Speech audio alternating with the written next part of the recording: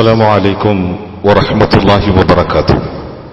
الحمد لله رب العالمين، الصلاة والسلام على رسوله الأمين وعلى آله وصحبه أجمعين ومن تبعهم بإحسان إلى يوم الدين.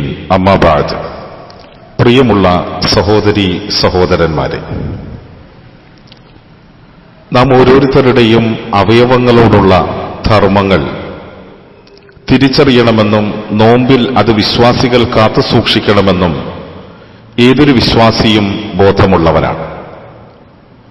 നമുക്ക് അല്ലാഹു സുബ്ഹാനഹു വ തആല നൽകിയിട്ടുള്ള ഓരോ അവയവങ്ങൾക്കും അതിൻ്റെതായ പ്രത്യേകതകളും ശ്രേഷ്ഠതകളുമുണ്ട്.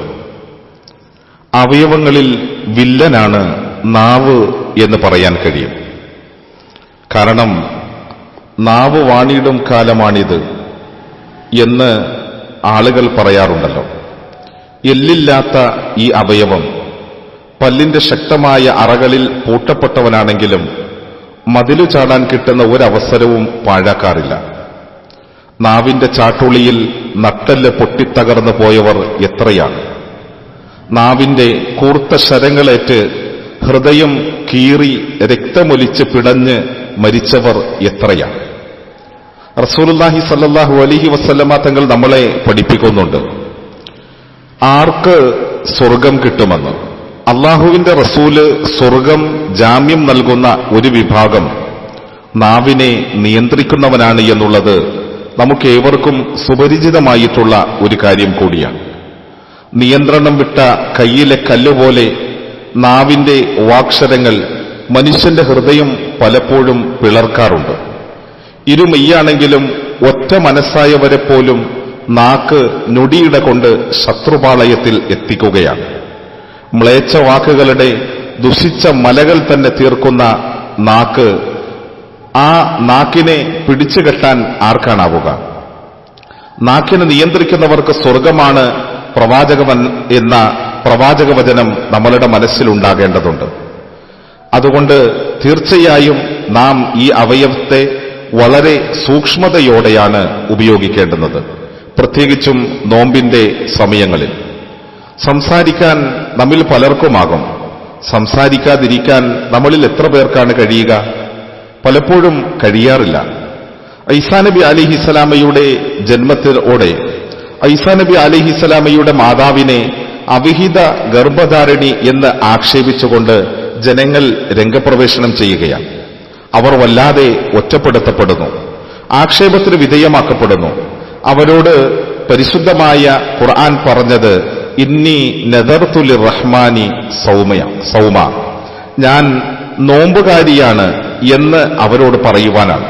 അവരോട് മൗനവ്രതം അനുഷ്ഠിക്കാനാണ് നാഥൻ കൽപ്പിക്കുന്നത്. ഫലൻ ഉക്കല്ലിമൽ യൗമ ഇൻസിയ, അതുകൊണ്ട് ഞാൻ ഒരാളോടും സംസാരിക്കുകയില്ല എന്ന്. ചിലപ്പോൾ മൗനം തന്നെയാണ് വിദ്വാന് ഭൂഷണമായിട്ടുള്ളത്. തന്നോട് അനാവശ്യമായി ശണ്ടയ്ക്ക് വരുന്നവരോട് ആത്മനിയന്ത്രണം പാലിച്ച് തീർച്ചയായും ഇന്നിമ്രുഉൻ സായിം, ഞാൻ ഒരു നോമ്പുകാരനായ മനുഷ്യനാണ് എന്ന് പ്രതികരിക്കാൻ അല്ലാഹു സുബ്ഹാനഹു വ തആല നോമ്പിലൂടെ വിശ്വാസികളെ പ്രേരിപ്പിക്കുകയാണ്. ഈ തീവ്രമായ പരിശീലനത്തിലൂടെ തന്നെ നിയന്ത്രിക്കാൻ നോമ്പുകാരൻ കരുത്ത് നേടുകയാണ്.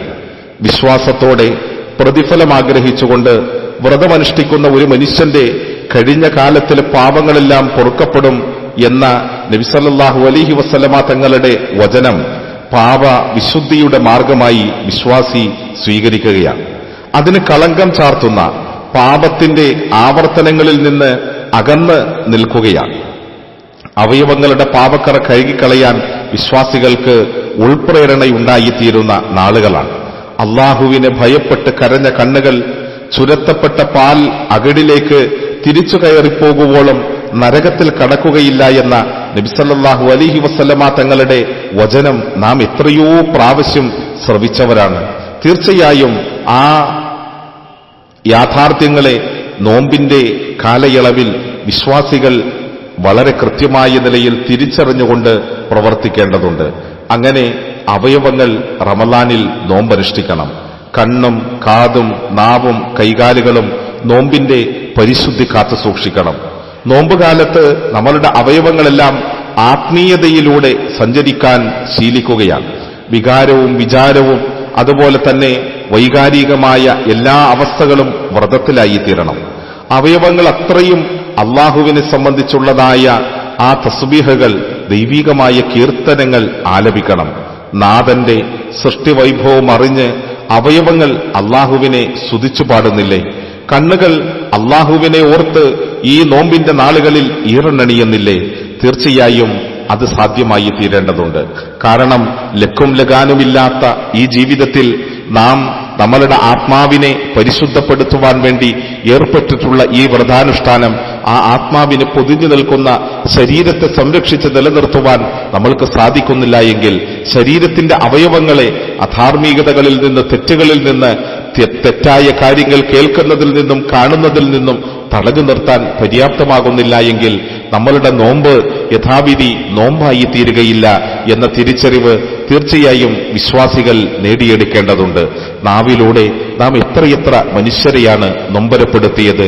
നിരർത്ഥകമായ വാക്കുകൾ പറഞ്ഞ് മറ്റുള്ളവരുടെ അഭിമാനം തകർത്ത് മറ്റുള്ളവരുടെ മനസ്സിനെ വ്രണപ്പെടുത്തി ഈ നാവുകൊണ്ട് പാപങ്ങൾ എത്രത്തോളം നാം ഓരോരുത്തരും കൊയ്തു കൂട്ടിയിട്ടുണ്ടാകും. തീർച്ചയായും അല്ലാഹു സുബ്ഹാനഹു വ തആല അവന്റെ വിശുദ്ധമായ ദീനിൽ നമ്മെ പഠിപ്പിക്കുന്ന ഒരു യാഥാർത്ഥ്യമുണ്ട്. നമ്മളുടെ ഈ ശരീരത്തിന്റെ അവയവങ്ങൾ മറ്റുള്ളവരോട് അധർമ്മങ്ങൾ പ്രവർത്തിച്ചാൽ നാം എത്ര സൽക്കർമ്മികളാണെങ്കിലും നാളെ പാരത്രിക ജീവിതത്തിൽ എത്തിച്ചേരുമ്പോൾ നമ്മളുടെ കർമ്മങ്ങളൊന്നും നമുക്ക് ലഭ്യമാകാതെ പോകും. നമ്മിലൂടെ ആരെല്ലാം അക്രമങ്ങൾക്ക് വിധേയമായിട്ടുണ്ടോ അവർക്ക് നമ്മളുടെ കർമ്മങ്ങൾ വീതിച്ചു നൽകപ്പെടുന്ന അവസ്ഥയുണ്ടായിത്തീരും. അതുകൊണ്ട് സഹോദരങ്ങളെ, സ്വന്തം ശരീരത്തിന്റെ ഓരോ അവയവങ്ങളെയും നിയന്ത്രിച്ചു നിർത്തി അവയിൽ നിന്ന് സംഭവിച്ചുപോയ തിന്മകളെക്കുറിച്ചോർത്ത് കണ്ണീരൊലിപ്പിച്ച് ആത്മാർത്ഥതയോടെ നോമ്പിന്റെ നാളുകളെ സജീവമാക്കി മുമ്പോട്ട് കൊണ്ടുപോകുവാൻ നാം പരിശ്രമിക്കുക. നാഥനായ അല്ലാഹു അനുഗ്രഹിക്കട്ടെ. അസ്സലാമു അലൈക്കും വറഹ്മത്തുള്ളാഹി വബറകാതുഹു.